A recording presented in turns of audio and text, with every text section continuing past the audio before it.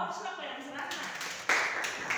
Bu sog'lomligi o'zi insonni o'zini maqtashida sog'lom bo'lish bu eng katta baxt-ku. Sog'lom bo'lish ham ruhan, ham aqlan.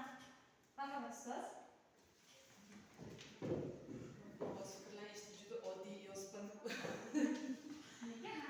kamtarinman, jon kuyarman, mehribonman, mas'uliyatliman, talabchanman. Juda ham yaxshi. O'qishda bo'lishning asosiy ta'sirlari emasmi?